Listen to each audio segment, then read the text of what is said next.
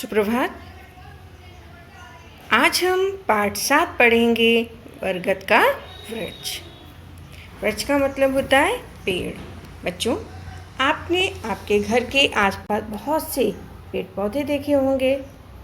ये हमारे लिए बहुत ही उपयोगी होते हैं।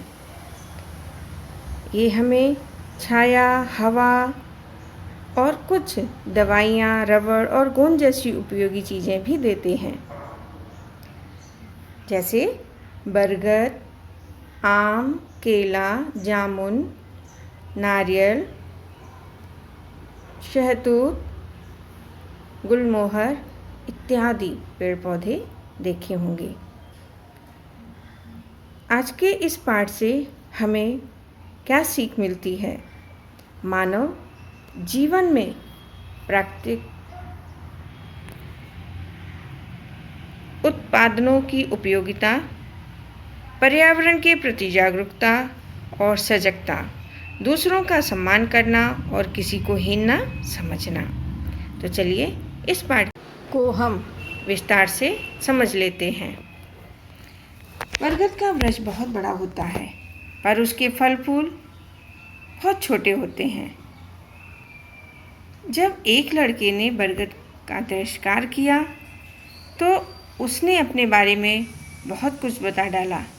पाठ पढ़कर देखें पेड़ की कहानी, उसी की जवानी। बहुत समय पहले की बात है।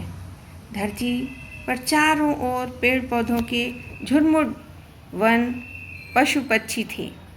मानव नाम का प्राणी भी था। हाँ, एक विचित्र बात थी। विचित्र मतलब अनोखी। उस समय सभी प्राणी, यहाँ तक कि पेड़ पौधे, पशु पक्षी सब एक दूसरे की भाषा समझते थे, परस्पर बातचीत भी करते थे। परस्पर का मतलब होता है आपस में बातचीत भी करते थे। एक छोटे से गांव के बाहर हरे भरे मैदान थे। बरगद का एक वृक्ष था, बहुत विशाल। विशाल का मतलब बहुत बड़ा। उसका लंबा मोटा तना था। उसके पत्ते घने थे, शाखाएं चारों ओर फैली थीं। उसकी शाखाओं से दाढ़ी निकलकर धरती तक आ रही थी। लगता था कि वह वृक्ष वहाँ बहुत वर्षों से खड़ा था। वर्षों मतलब बहुत ही सालों से, मेनी ईयर्स ओल्ड था। मैदान में कुछ गड़रिए अपनी भेड़ बकरियां चराने आते थे। एक लड़का केवल अपनी बकरियों के साथ आया करता था। गर्मी के दिन थे। बकरियों के साथ इधर उधर घूमते वह गड़रिया लड़का थककर पस्त हो गया था। कुछ देर आराम करने के लिए वह बरगद के उसी वृक्ष के नीचे आ बैठा। बरगद के नीचे छाया थी। हवा भी शीतल थी। शीतल मतलब ठंडी। हवा के हल्के हल्के झोंके लड़की को थपथपाने लगे। पेड़ के तने से लगा लड़का वहीं लेट गया। तभी उसकी दृष्टि पेड़ पर लगे छोटे छोटे फूलों और फलों पर गई। दृष्टि मतलब उसकी नज़र कहाँ गई? छोटे छोटे फूलों और फलों को देखने में उसकी नज़र गई।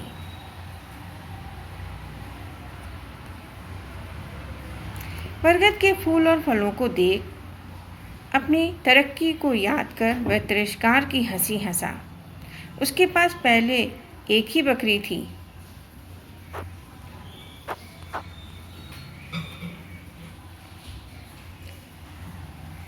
पर उसका झुंड काफ़ी बड़ा हो गया था।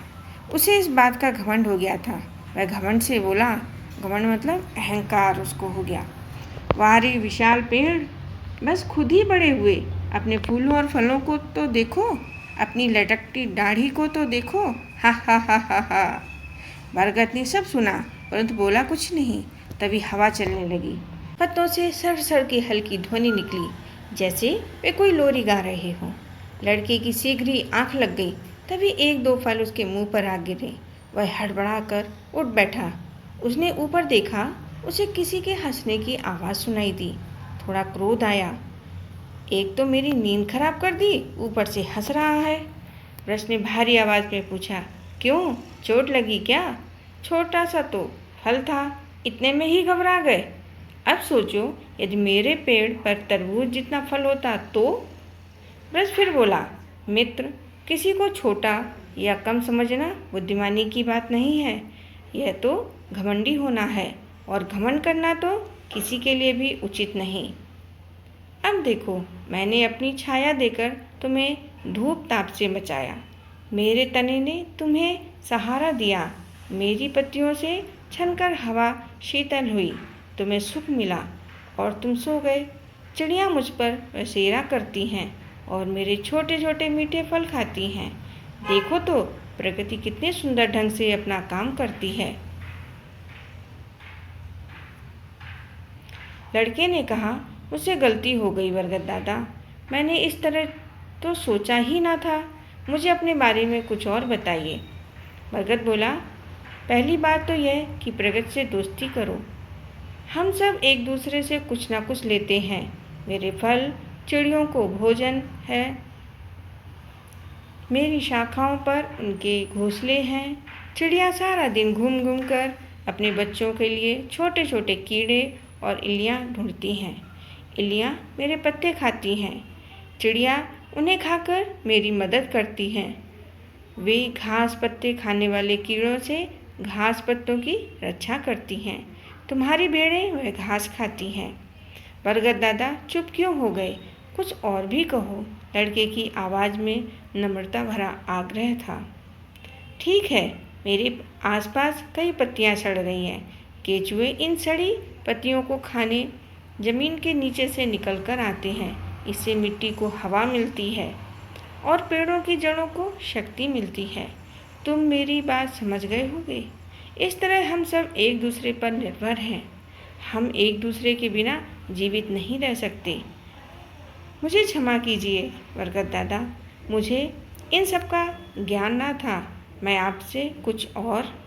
अरे, अभी तो अपनी भेड़ बकरियों को देखो, भागी जा रही हैं उधर। बरगद हंसते हंसते बोला। लड़का भाग रहा था अपनी बकरियों को पकड़ने। वह सोच रहा था कि आज मैंने कितना कुछ सीखा। हाँ, प्रकृति में सब कुछ उपयोगी है। जब हम एक दूसरे के बिना नहीं रह सकते तो बड़े होने का घमंड क्यों?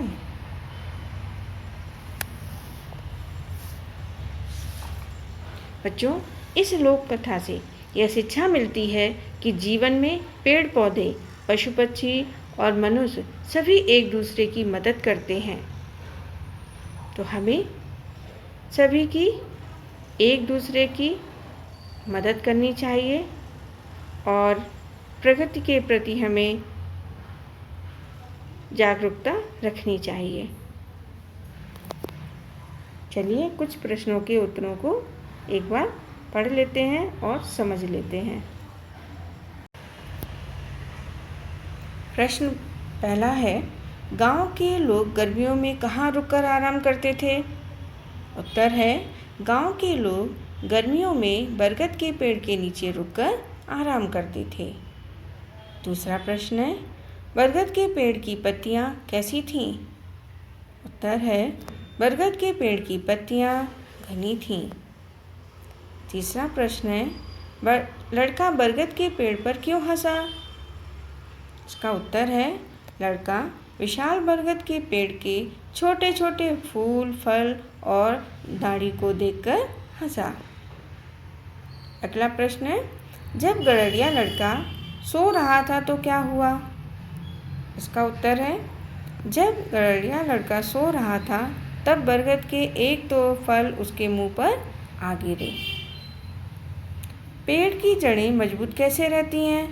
उत्तर है, केचुए वृक्ष के आसपास की सड़ी पत्तियों को खाने निकलते हैं। इससे मिट्टी को हवा मिलती है और पेड़ की जड़ें मजबूत होती हैं। बच्चों, बताइए, बरगद के फल नारियल के जितने बड़े होते तो क्या होता?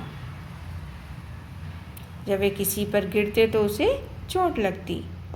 चिड़िया कीड़ों को नहीं खाती तो घास पत्तियाँ नहीं बचती, फिर घास खाने वाले पशुओं को भोजन ना मिल पाता। पेड़ की दुनिया। पेड़ के अलग अलग भागों के नाम लिखो। जड़, तना, टहनियाँ, पत्ते, फूल, फल।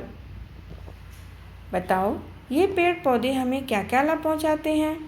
तुलसी, जुखाम में तुलसी के पत्तों की चाय लाभ पहुंचाती है। नीम, हवा साफ रख करना, दवाओं में प्रयोग, कीटनाशक, दातून करने से दांतों में कीड़ा न लगना, चर्म रोगों में नीम के पानी से नहाना आदि।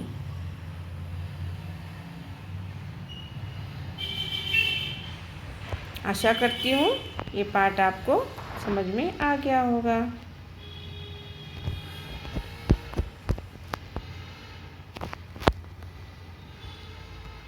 बच्चों, अपने आसपास लगे 5 पेड़ों के नाम जानकर लिखो। आप पेड़ों के चित्र इकट्ठे करके कोलाज बना सकते हैं और अपने साथियों को इन पेड़ों के बारे में बताएं। पेड़ों के नाम बरगद, नीम, पीपल, आम, इमली, गुलमोहर, जामुन, सेमल या कोई और आप एक कार्य कर सकते हैं, पेड़ों को बचाने के लिए एक पोस्टर बनाएं। पोस्टर में क्या दिखाया जाना चाहिए इस पर कक्षा में अपनी बातचीत करिए।